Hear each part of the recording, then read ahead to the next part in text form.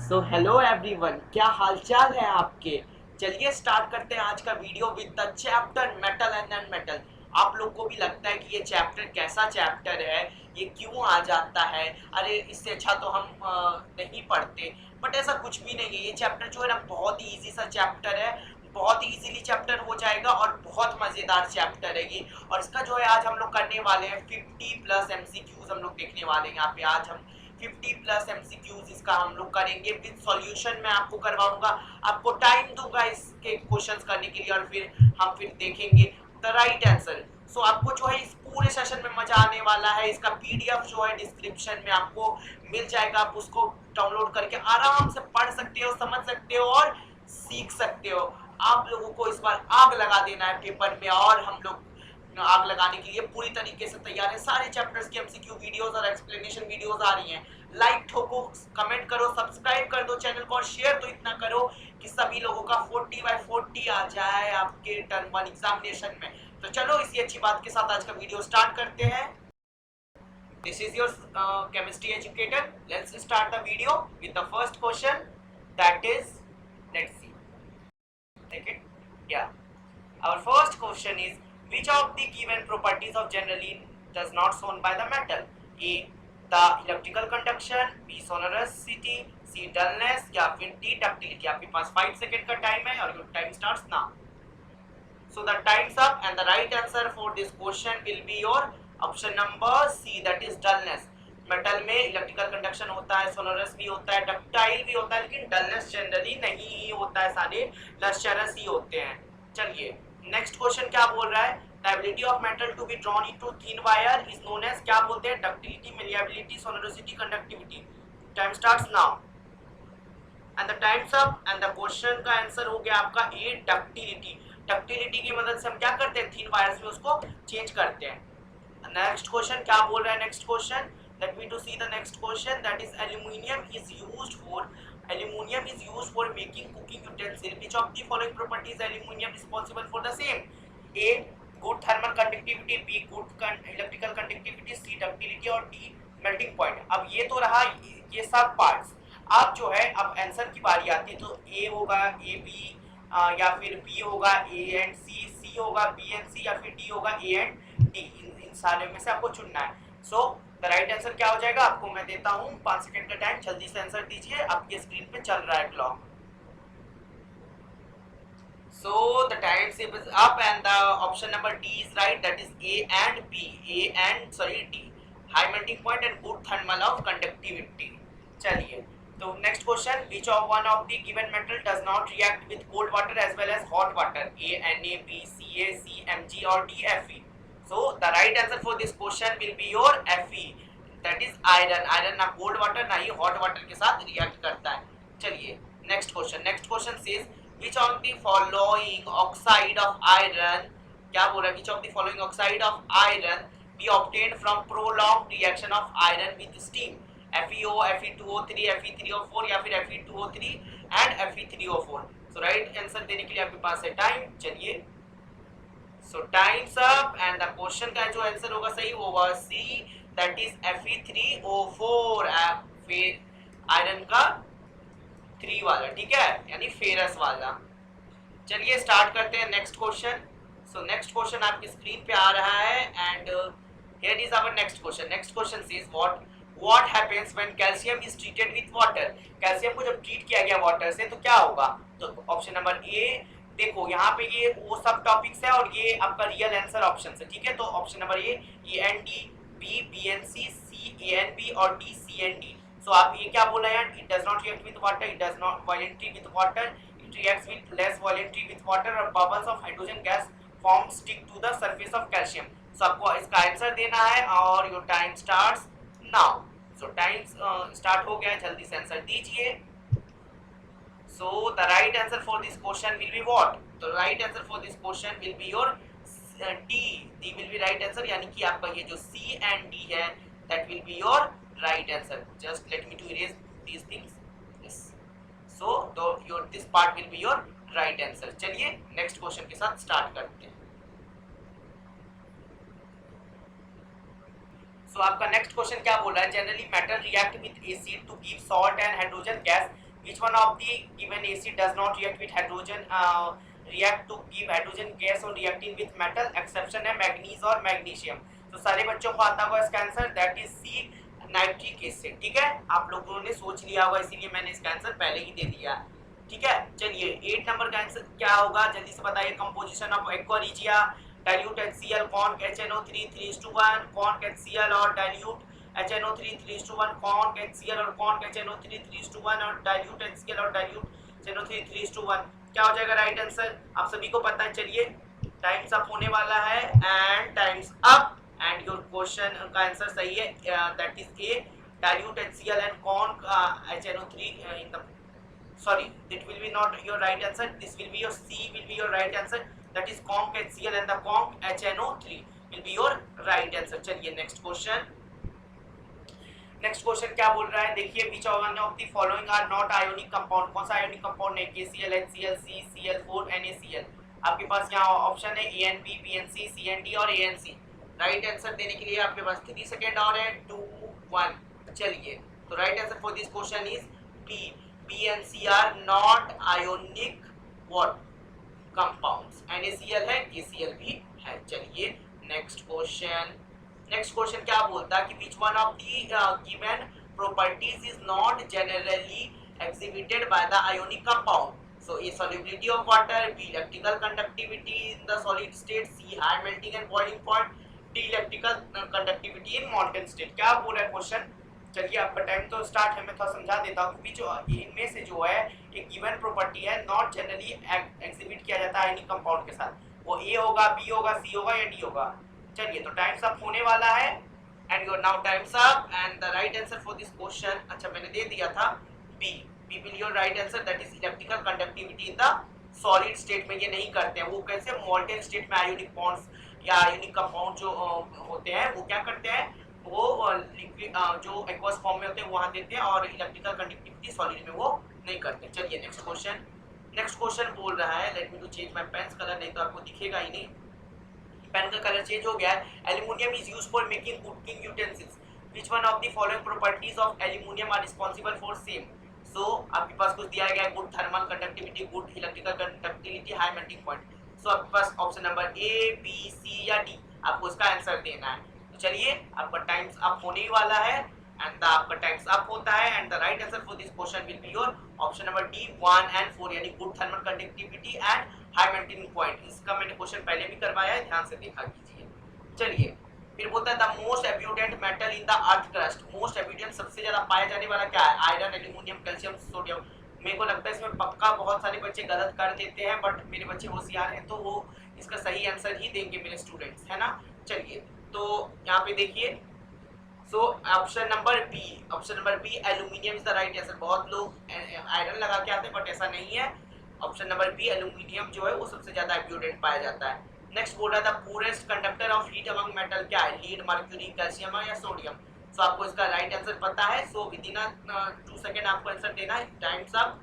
So the right answer for this question will be what? So right answer क्या है? That is a, lead. Lead इसका सबसे ज्यादा poorest conductor होता है इन सारे मेटल्स के बीच में। Next question, which property of metal is used for the making bells and the strings of muscle instrument like sitar and the violin? Sonorous, malleable, ductile और conductivity। सबको इसका आंसर पता है, that is what? That is sonoricity। किसके property के कारण होता है वो? sonoricity के प्रॉपर्टी के कारण होता है। नेक्स्ट क्वेश्चन, Al2O3 और NaOH के साथ रिएक्ट करके क्या प्लस H2O बनाएगा? आप सभी को आंसर पता है तो जल्दी से फटाफट आंसर दीजिए, आपके पास टाइम खत्म हो रहा है। And the right answer for this question will be your what? That is option number C. क्या होता है वो? Sodium aluminate. इसको क्या बोलते हैं हम लोग? Sodium aluminate, aluminate. ठीक है, आपको कहीं भी कोई भी प्रॉब्लम आता है कोई भी क्वेश्चन में तो आप मेरे को कमेंट कर देना, मैं उसका आपको क्लियर कर दूंगा। आपको कोई भी हार्ड वर्ड वगैरह लगता है या फिर कोई रिएक्शन समझ में नहीं आता है तो चलिए, तो अब आपको बताना है कि which of the following is not correct arrangement of the given metal in the ascending order of their reactivity series of zinc, iron, magnesium, sodium. So the right answer for this question will be option number D, that is sodium पहले आएगा, then magnesium, zinc and iron, ये वाला बिल्कुल ही ये वाला गलत है, ठीक है। या क्या गलत है आप मेरे को कमेंट करके बताओगे। चलिए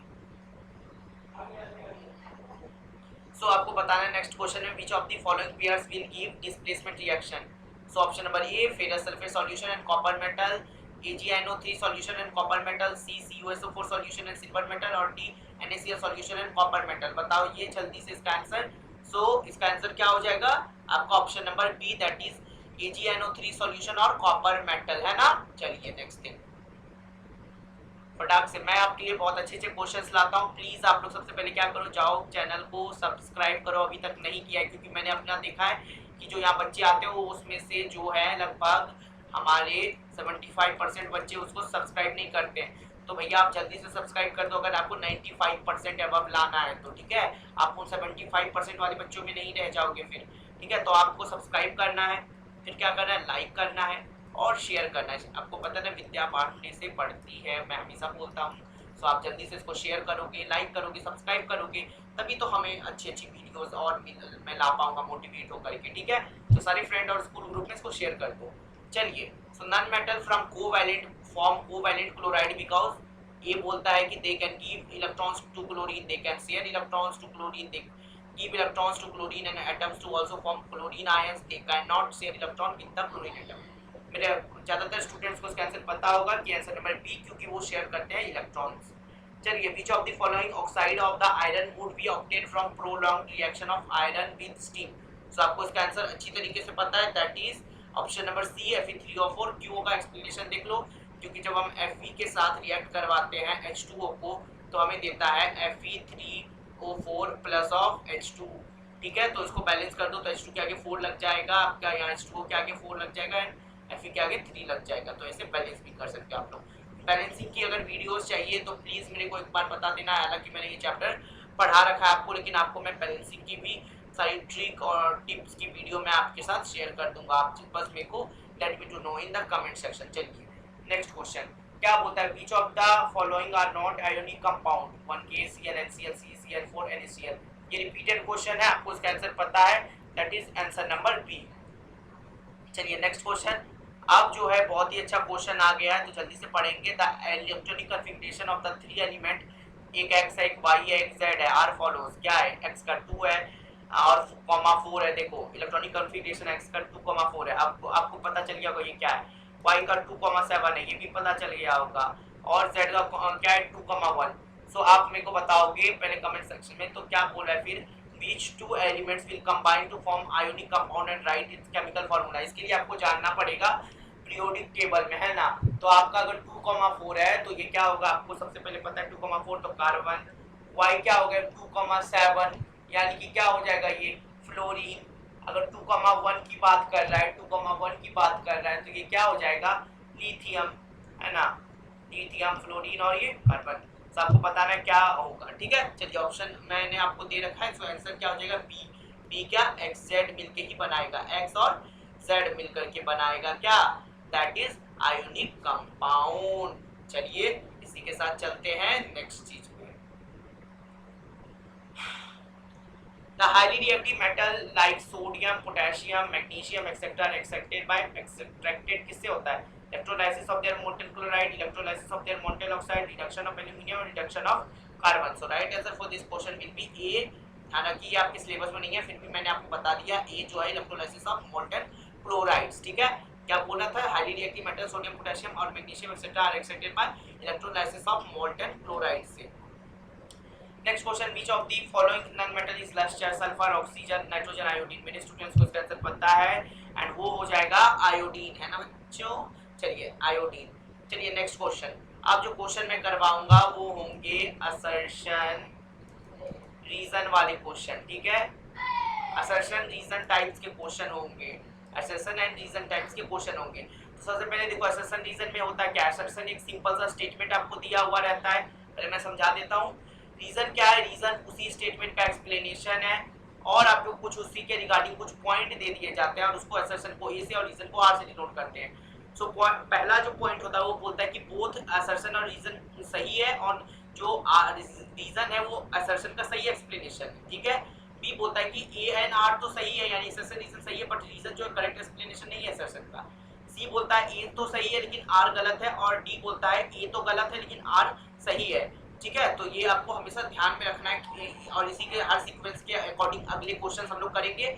वहां मैं आपको ये ऑप्शंस नहीं दूंगा और वहां आपको बताना होगा, ठीक है, कि ये ए है, ये बी है, ये सी है और ये डी है। मैं ये बोलूंगा और आपको उससे फाइंड करना पड़ेगा आंसर कि वो क्या होगा। ठीक है, सो आपको असर्शन दिए हुए रहेंगे, असर्शन एक स्टेटमेंट, रीजन उसका दिया रहेगा, आपको वो चूज करना है कि वो गलत है, सही है, सही एक्सप्लेनेशन है या गलत एक्सप्लेनेशन है। सही है, चलिए चलते हैं क्वेश्चन पे अपने। Assertion number A, hydrogen gas is not evolve when the metal react with nitric acid. ठीक है, ये असर्शन दे दिया है। अब रीजन बोलता है nitric acid is a strong oxidizing agent. ठीक है, क्या तो क्या यहाँ पे हमको दोनों स्टेटमेंट सही लग रहे हैं? बिल्कुल सही लग रहे हैं। सो हमको जो है ये जो है नाइट्रिक एसिड जो है का ये जो है बहुत ही अच्छा एग्जांपल भी दे रहा है, यानी कि इसको अच्छे से एक्सप्लेन कर पा रहा है। सो ए बोलेंगे, ए क्या था हमारा? ए था हमारा, जस्ट मैं आपको दिखा दूं पीछे जाकर के ए, तो ये क्या था? Both A and R are correct and R is the correct explanation of A. ये याद रखना। अब मैं इसके बाद आगे इस स्लाइड पे बार-बार नहीं आऊंगा। ठीक है, चलिए आपको बताने के लिए, तो चलिए आप मैं चलते हैं नेक्स्ट पे।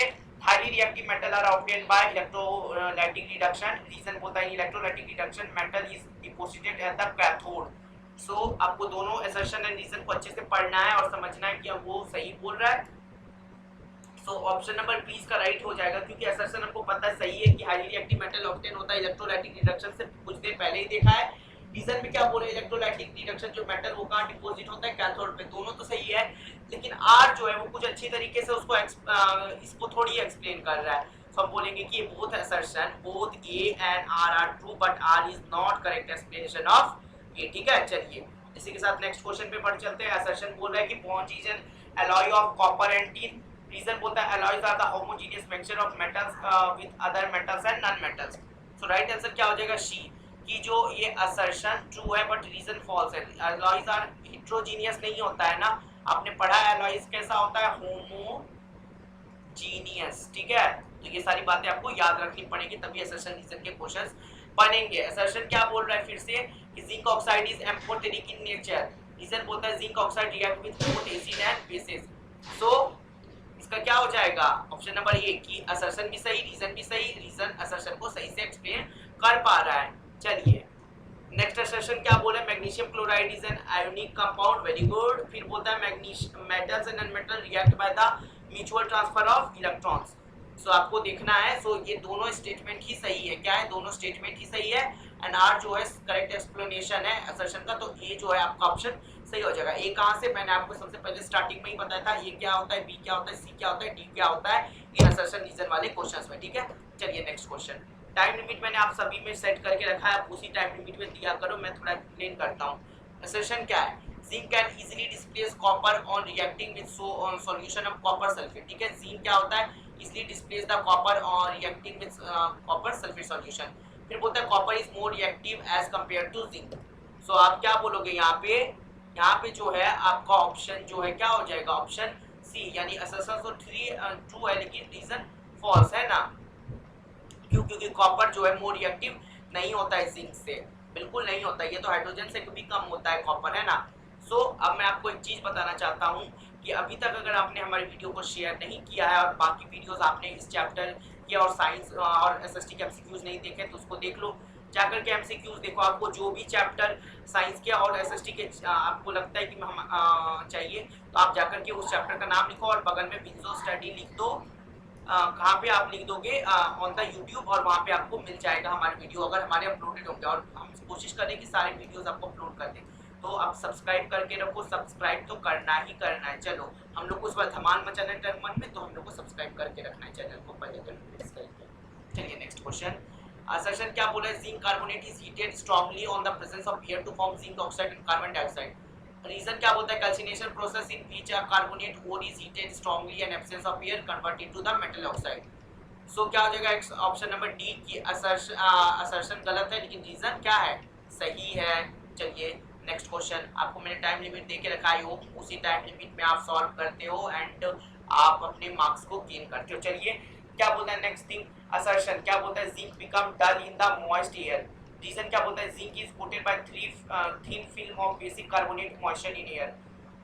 सो क्या हो जाएगा इसका right answer? So right answer for this question will be your what, nothing but.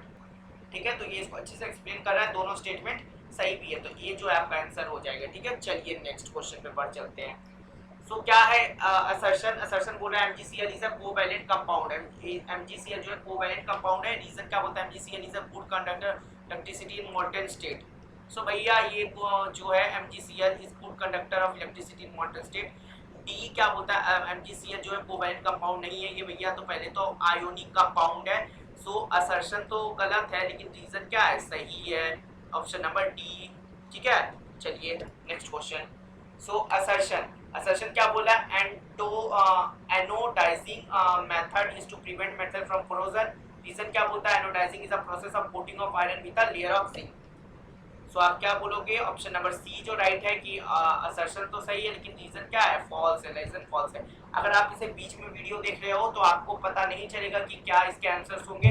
Please शुरू से वीडियो देखो, मैंने बताया है कि असर्शन रीजन वाले क्वेश्चन को सॉल्व कैसे करते हैं, उनमें A B C and D options क्या होते हैं। ठीक है, चलिए, और मैं बीच बीच में भी बताते रहता हूँ। चलिए next question. Assertion, the reaction of calcium with water is less violent in comparison of that of sodium. क्या बोलता है असर्शन? जो रिएक्शन है कैल्शियम का वाटर के साथ, वो लेस वायलेंट होता है comparison that of sodium. Reason क्या होता है? Heat evolve in not sufficient for hydrogen to catch fire. So जो इसमें आपका ऑप्शन नंबर कौन सा सही हो जाएगा? सो ऑप्शन नंबर ए आपका राइट आंसर हो जाएगा। क्या? ऑप्शन नंबर ए राइट आंसर हो जाएगा। चलिए नेक्स्ट क्वेश्चन। क्या बोलता है सर्शन कि जो कार्बन है और जो आपका नाइट्रोजन है नहीं रिएक्ट करता है डाइल्यूट HCl और H2SO4 के साथ। रीजन बोलता है metal do not react with dilute HCl and with dilute H2SO4। सो आप बोलोगे ऑप्शन नंबर सी की असर्शन तो सही है, बट रीजन बिल्कुल ही गलत है। ठीक है, non metals do not react with dilute acid. ठीक है, चलिए नेक्स्ट क्वेश्चन। असर्शन क्या बोल रहा है? Copper displaces silver from the silver nitrate solution. Reason copper is the most reactive than silver. Right answer for this question will be your nothing but. क्या बोल रहा है यहाँ पे? पहले question. So option number A सही है, क्योंकि ये असर्शन सही है, रीजन सही है, उसका करेक्ट एक्सप्लेनेशन भी है, और आप लोग निर्धारित समय के अंदर आंसर देंगे। Why we are doing so much assertion and reason questions? Because आपके एग्जामिनेशन में से काफ़ी ज़्यादा क्वेश्चन पूछे जाते हैं 9th and 10th लेवल में। सो हम लोग इस पे ज़्यादा से ज़्यादा जितना हो सके उतना ज़्यादा से ज़्यादा हम MCQ सॉल्व करें। ठीक है, तो assertion क्या बोला है? Aluminium oxide and zinc oxide are acidic in nature. Ampho क्या बोलता है? Amphoteric nature means that substance have both acidic and basic character. So आप बोलोगे ऑप्शन नंबर डी की असर्शन फॉल्स है, रीजन सही है। चलिए, सो अब स्टार्ट होता है असर्शन का next part, that is different metal have different reactivity with water and dilute acid. Reason reactivity of metal depends upon the position in the reactivity series. ठीक है, सो इसका आंसर क्या हो जाएगा? ऑप्शन नंबर ए की सही एक्सप्लेनेशन है, और दोनों तो सही है ही।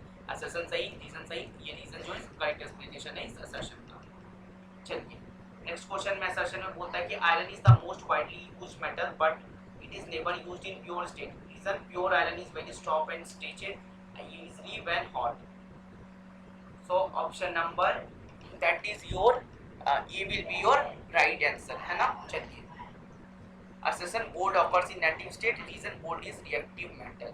So C assertion जो सही है but reason false है।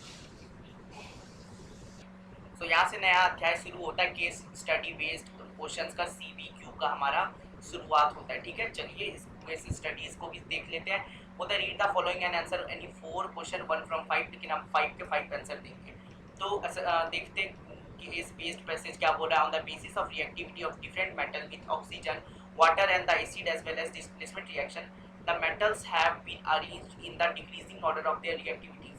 This arrangement is known as activity series और reactivity series of the metal. The basis of reactivity is tendency of metal to lose electrons. If a metal can lose electron easily to form positive ions, it will react with neatly with other substance. Therefore, it will be a reactive metal. On the other hand, if a metal does loses electron less rapidly than form positive ion, it will be slowly with other substances. Therefore, such a metal is will be less reactive. Simple सा इसका summary है कि जो जल्दी react क्या करेगा, electron lose करेगा, वो क्या है, वो होगा आपका रिएक्टिव, और जो इजीली नहीं कर पाएगा इलेक्ट्रॉन को लूज, वो क्या होगा, उसे लेस रिएक्टिव बोलेंगे। चलिए आंसर देते हैं सारे क्वेश्चन का। अपने क्वेश्चन पैसेज एक बार आप खुद से भी पढ़ना, ठीक है। Which of the following, video को पॉज करके, metal is the less reactive than the hydrogen. So आपको पता है नाइट्रोजन से कम क्या होता है, कॉपर, आपको सभी को पता है इसका राइट आंसर। सो अब हम लोग आपके CBQ करवा रहे हैं। हमने A एंड R टाइप के क्वेश्चंस करवाए हैं आप लोगों को, आपको हमने MCQs करवाए हैं नॉर्मल वाले। अब क्या चाहिए, हमने इतने सारे क्वेश्चंस के इतने टाइप करवा रहे हैं, आपका फर्ज है दैट इज, सो ये सारी चीज आप कर दोगे मुझे पता है। तो जल्दी से नेक्स्ट क्वेश्चन पे बढ़ जाते हैं। आंसर देख लो, आंसर नंबर ए ही होगा। Next question says which of the following metal is more reactive than hydrogen, mercury, platinum, iron और, तो आपको सभी को पता है आयरन जो है वो ज़्यादा है हाइड्रोजन से। चलिए नेक्स्ट क्वेश्चन क्या बोले हमारा, which of the following metal is react vigorously with the oxygen, zinc, magnesium, sodium, copper. आपको सभी को पता है sodium will be your right answer, है ना, सोडियम। चलिए नेक्स्ट क्वेश्चन क्या बोल रहा है, which of the following represent the correct order of reactivity series of a given metal। तो सबसे ज्यादा सोडियम, फिर then magnesium, then aluminium, then copper. ये आपका सही है, सारा ऑर्डर में ये सही निकलेगा, ठीक है। चलिए next topic. So option number A इसका सही था।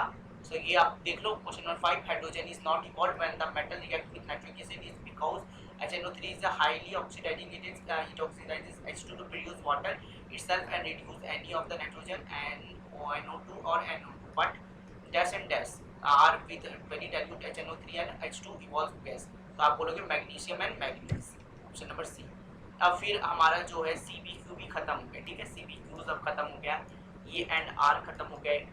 अब नॉर्मल MCQs खत्म हो गया। अब जो है हमारे थोड़े अच्छे MCQs स्टार्ट हो गए, नॉर्मल वाले ही हैं लेकिन अच्छे लेवल के MCQs होंगे। तो आप लोग क्या करोगे, आपको पता है, सब्सक्राइब लाइक एंड शेयर करोगे। तो चलो देखते हैं answer. The non metal which is liquid at room temperature is, सबको पता है कि नन मेटल क्या होगा, मरकरी होगा ना। चलो देखते हैं, मरकरी होता है ना, बिल्कुल गलत, नन मेटल की बात हो रही है। So that will be bromine की बात हो रही है, ठीक है। चलिए next thing, number of proton in atom of element is 19, number of electron in that positive is that is 18, है ना। Number of proton is equal to number of electron. चलिए next question, bauxite is an ore of, आपको पता है iron का होता है, आपको पता है Al2O3, है ना। बॉक्साइड क्या होता है, सॉरी दैट इज एल्यूमिनियम का ओर होता है, मैंने आयरन को दिया था क्या, हाँ एल्यूमिनियम का होता है। Al2O3.2 अमाउंट ऑफ H2 उसमें रहता है, तभी वो बॉक्साइड कहलाता है, ठीक है, उसी से एक्सट्रैक्ट करते हैं एल्यूमिनियम को। Next question, the metal which is liquid at room temperature is, क्या हो जाएगा, ब्रोमाइन, मर्क्यूरी, आयोडीन, पोटेशियम। इसमें ब्रोमाइन कोई नहीं बोलेगा, राइट आंसर मर्क्यूरी मेटल है ना। The sulfide ores and the converted into oxide by the heating storming presence of excess air. This process is known as क्या, roasting, melting, calcination, refining। आपको इसका answer पता है, that is roasting। ये will be your right answer। So thank you for this session and इसके session के हम लोग लास्ट में आ गए। So आपको क्या करना है, अब जल्दी से चैनल को क्या करोगे, सब्सक्राइब करोगे, लाइक करोगे वीडियो को और शेयर करोगे अपने फ्रेंड के साथ। इतनी ज़्यादा लंबी वीडियो, 30-30 मिनट की वीडियो आप लोगों के लिए बनाने के लिए हमें भी बहुत सारी मेहनत करनी पड़ती है, काफ़ी इसमें मेहनत लगता है, काफ़ी सारे क्वेश्चंस को टाइप करना और उनको बनाना it's not a easy work. And please आप हमारे को सपोर्ट करते रहो ताकि हम लोग भी आपके लिए और भी ज़्यादा क्वेश्चंस ला पाएँ। सो फॉर दिस सेशन तो इतना ही था, लेकिन नेक्स्ट सेशन में बहुत सारे MCQs और एक्सप्लेनेशन वीडियो के साथ वापस आएंगे। So thank you and have a nice day.